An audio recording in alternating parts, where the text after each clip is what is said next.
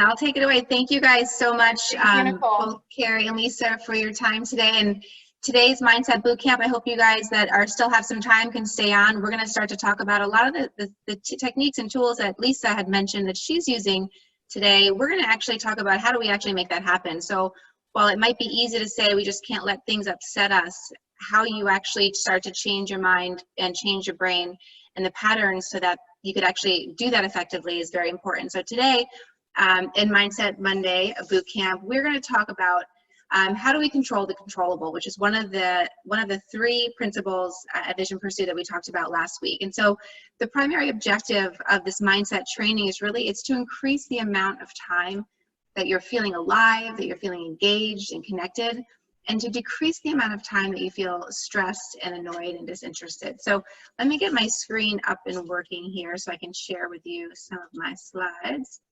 Give me 1 second. Okay. That didn't work. Hold on. Okay, here we go. So we talked about this a little bit last week, and I wanted to bring it up again today just because, you know, oftentimes we think that we don't have control over our emotional response, that it's kind of something that's just happening. And this chart shows you a little bit of a different story. So these results are from clients that have gone through Vision Pursue's mindset training. And I want to show you that it does work. So when they went through 10 weeks of training, and in the first 10 weeks, we asked them to do an assessment to see how much of their life is in feels stressful, monotonous, or some sort of escape. And the chart on the left shows you that almost 80% of how they were experiencing life was in that category. And we were able to, in 10 weeks, through this mindset training, through the app that Vision Pursue has, change that pie chart to look a little bit different and tell a little bit of a different story. And we were able to increase the amount of time that people felt good by 99%. So the question is, how do we do that, right? And how do we actually make that happen? I love this, quote. If you get too engrossed or involved and concerned in regards to the things over which you have no control, it will adversely affect the things over which you have control. And this is a quote by John Wooden. He's a legendary UCLA basketball player. And what's important to know is that the default mindset, it tries to control what can't be controlled all day long. And we saw that a little bit with Lisa, some of the things that she was telling us. And the stressful emotions that are produced when the default mindset is trying to do this creates a really, really rough life experience. So oftentimes we get caught up in what I like to call our worry brain, right? And we can't activate the thinking brain. And as I mentioned last week, the more that we continue this behavioral pattern where we're accessing the worry brain and not the thinking brain, the more this becomes a pattern that we create over time. And so the good news about all of this is that you can focus on creating and cultivate the controllable skill. And we can do this by applying some of VP's 3 principles. So before we do that, let's start by, if you guys could help me out here and put in the chat, what are some things that you're feeling stressed out about right now? Like, what are some things that you feel, like for me is screen time is definitely, cannot see your screen. Okay, hold on, somebody can't see my screen. There we go, hopefully you can see my screen now. Okay. So if we could put in the chat some of the things that we feel stressed out about. Not being there for my kids, definitely one that I'm feeling. Now start to think about, why are these things causing you stress? And to answer this, I want you to think about 2 questions. One is, how many of these things can be controlled, meaning made the way you want? And how many of these things are you trying to control? Now, for most people, the first answer is none of them, right? And then the second answer is almost all of them. And so before we can actually start to train for control, we need to determine what it is that we can control in the first place. So if you want to just start to think about, what are some things that we can control? See, my screen's working. One of them are our thoughts. You may not think that, but we actually do have control over our thoughts when we start to train our mind. We definitely do. Another one is our actions. So we may not have complete control right away over how things affect us, but we absolutely have control over what our actions are. Attitude, definitely have control over our attitude and how we are approaching work and life and our kids. And then the last one is effort, right? How much effort are we going to put into something? So these are all things that are absolutely within your circle of control. And now everything else outside of those things you should consider are basically outside of your control.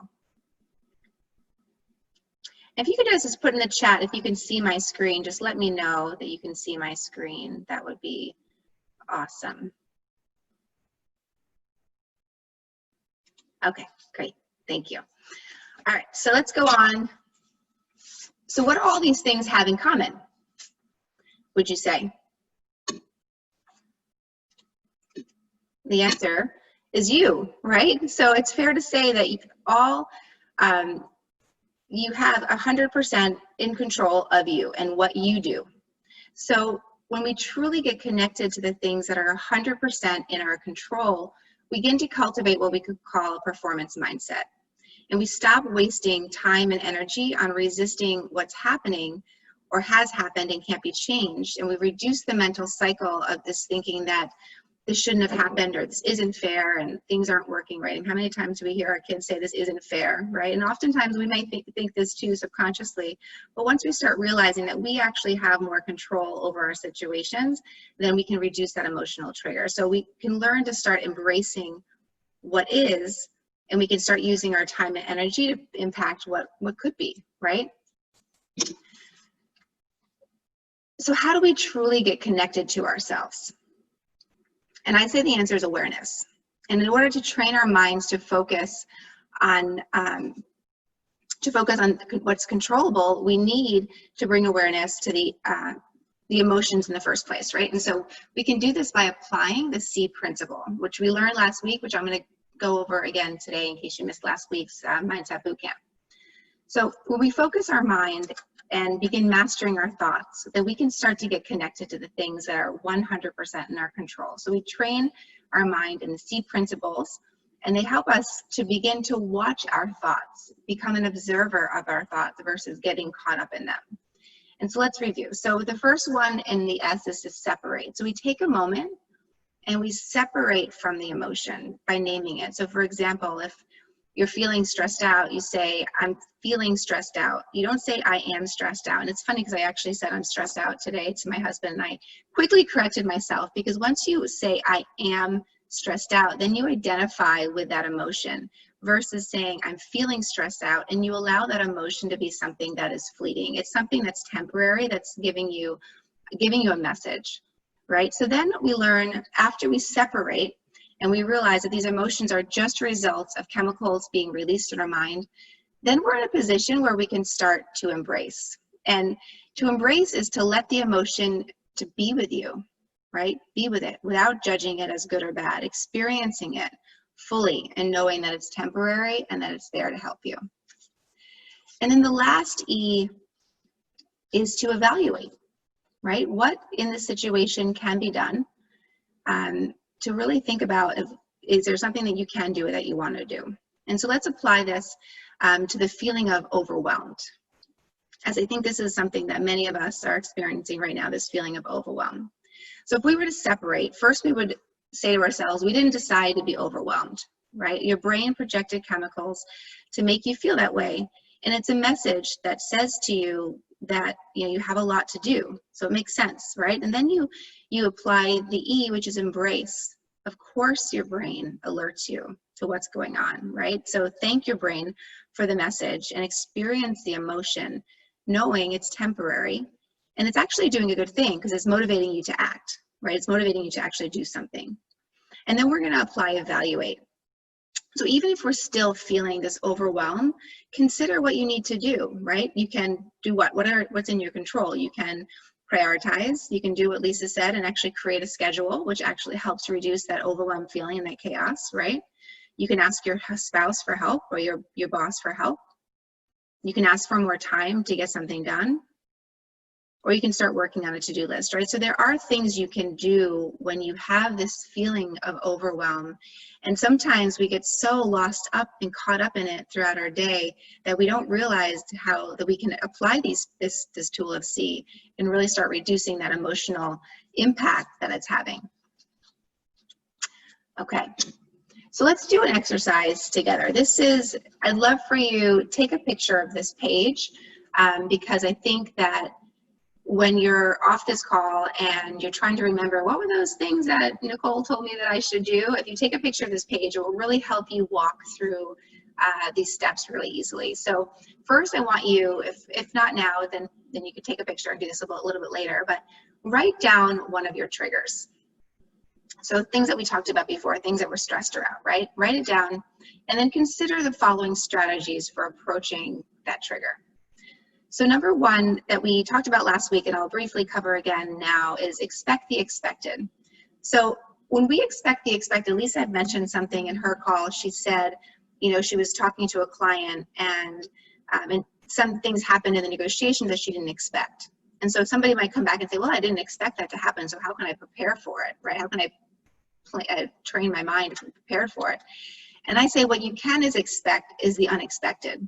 Right? You can expect that if you're a lawyer and you're working in these big transactions, there are things that are going to happen on probably a regular basis that you weren't expecting. And so just by not being so surprised when those things occur reduces the emotional response that you have when it does. So number one is expect the expected. Prepare and prime your brain for the things, what the reality is. In our case, being at home, being working mothers, the reality is my kids are going to come in and interrupt us. And when we can set the right expectation that's more in line with reality, we're a lot less triggered. But let's say we're still triggered because we're humans, right? Then we can apply the C. So separate, embrace, and evaluate.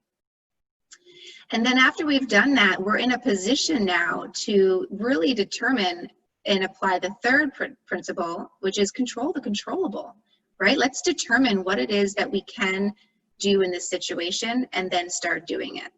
And so the reason why I suggest so strongly to use these strategies is because using these strategies really help you clarify your plan for responding to these triggers.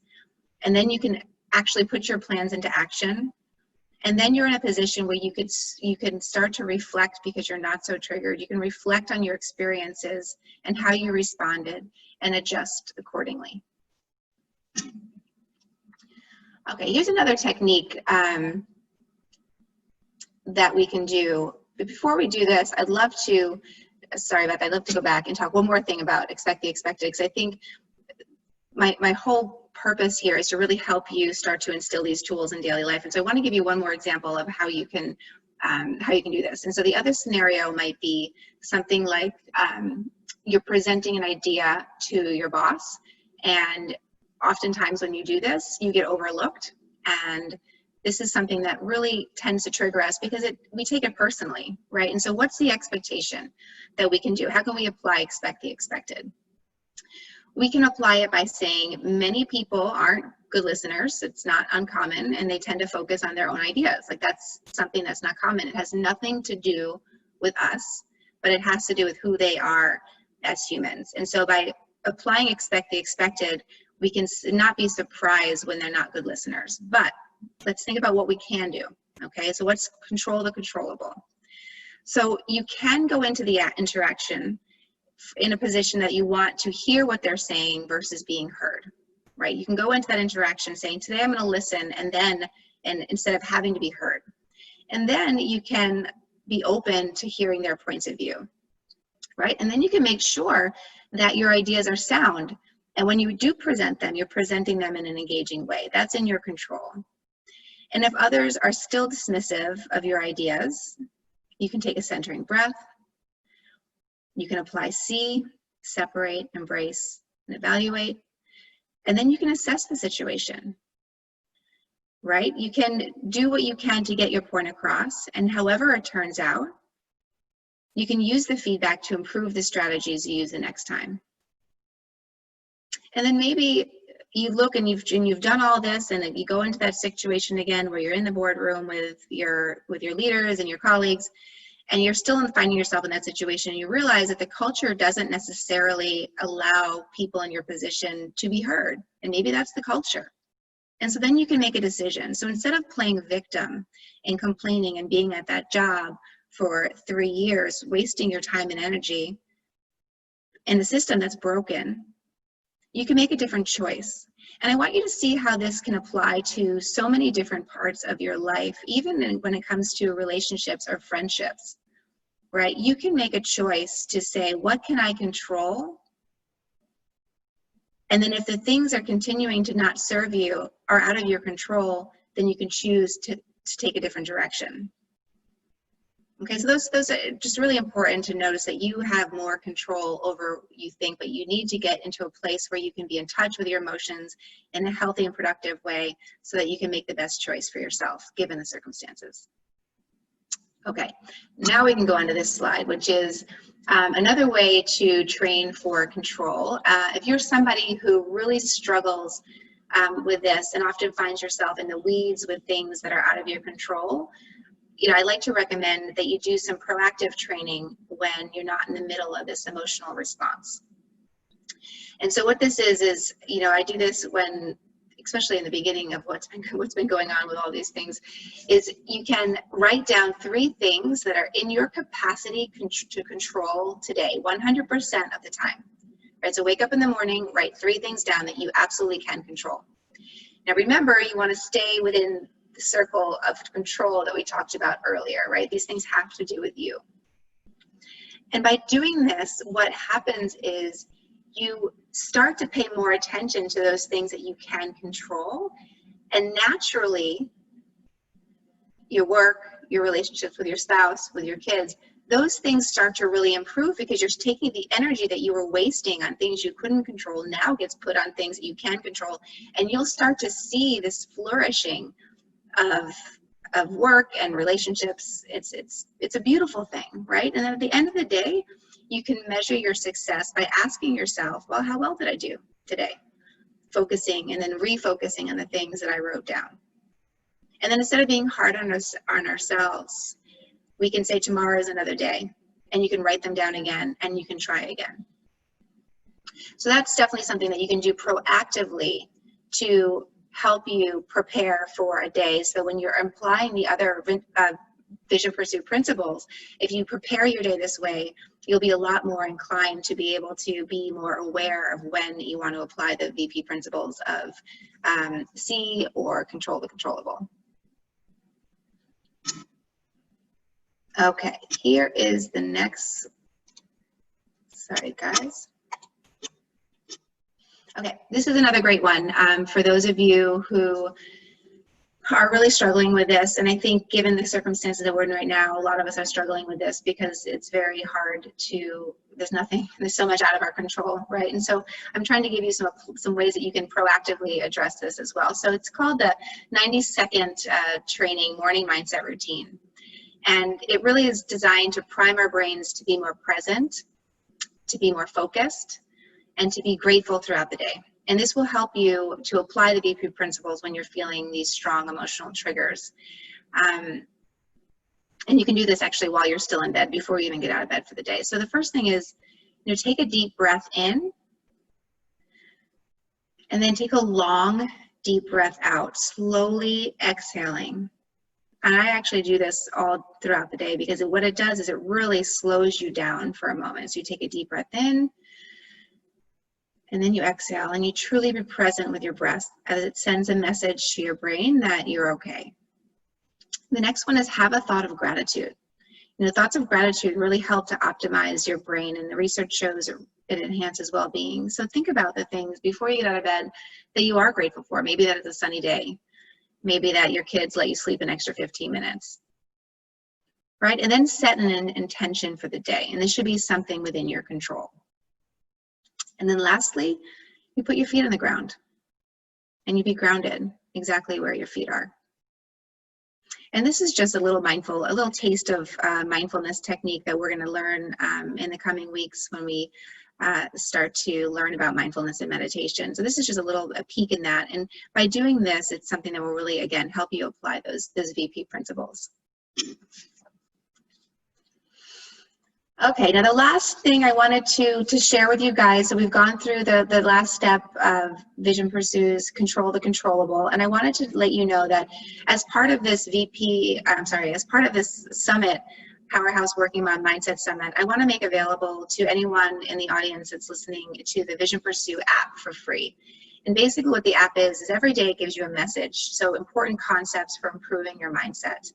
And then you have an opportunity to do meditation or mindfulness exercise, and these are designed to help you improve focus and mental processing. They're guided meditations. They're usually 5 to 7 minutes. And then the last thing that we do every day with the VP training is we put it into action, and we put the training to work with intentional activities. So I definitely want to offer you that. Please check it out. It's worth the 5 minutes a day to really help set you up to be able to apply these VP tools and really become more a master of your emotional response and less of a follower of it. And then how you do that is you can, when you go onto the VP app, you have the access code, which is Powerhouse. And if you have any problems or any questions, my email is nmichelson@visionpursue.com. And then lastly, next week we are going to talk about training for focus with mindfulness. And so we have a wonderful speaker talking about co-parenting during this epidemic and how do you do it mindfully.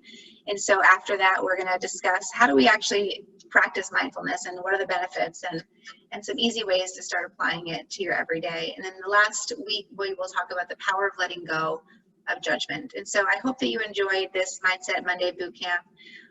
So much of how we are experiencing life is within our control, and my hope for you at the end of this 4 weeks is that you have some tools in your toolbox that will really help you experience what we're going through with a little bit more grace and a little bit more ease. So thank you for joining me.